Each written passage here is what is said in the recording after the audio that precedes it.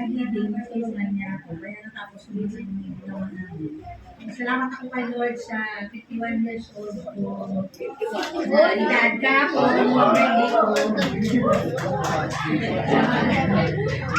Tulong na kay Lord kasi siya ang nagbigay sa akin ng buhay at kalakasan. Tapos yung biyaya sa buhay natin. Kaya ako salamat kay Lord sa lahat ng blessing na binigyan niya sa akin.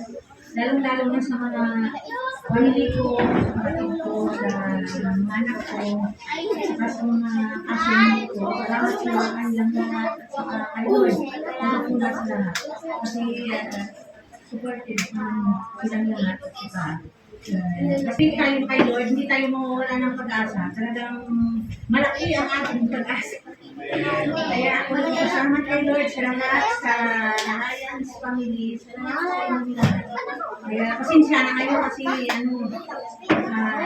nagmamadali nga kami magluto na si Bibi. Alam niya si Bibi nag-uusan lang talaga ako. Wala talaga akong mautusan. Dalawa lang kami. Kaya sila niya naman ako mag-ano. Kaya naman natin dalawa tulungan yan. Thank you Lord sa lahat ng ginawa namin kanina umaga kasi yung bilang alas 12 na ako siguro alas 3 na ako ng araw na tulog. Ganito pala ako pinagyan. Kaya at least masaya naman. Thank you Lord. At saka hindi ako nananggap talagang sana hindi kayo mga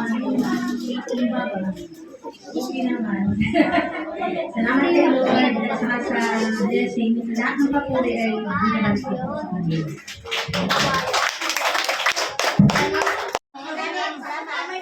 Maraming salamat sa pagkain. God bless. God bless. Maraming salamat.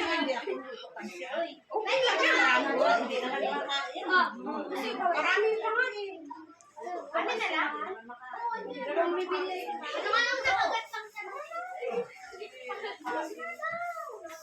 wala na, iwan ka lang. Ano ba yan? Hindi nga po ng ano. Wala na,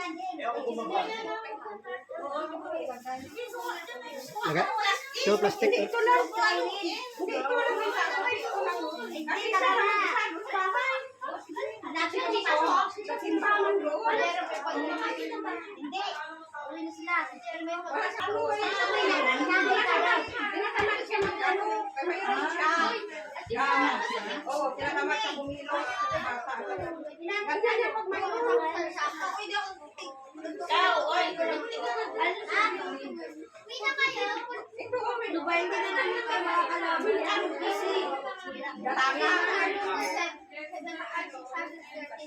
Hindi na ako. Yan ng sa akin.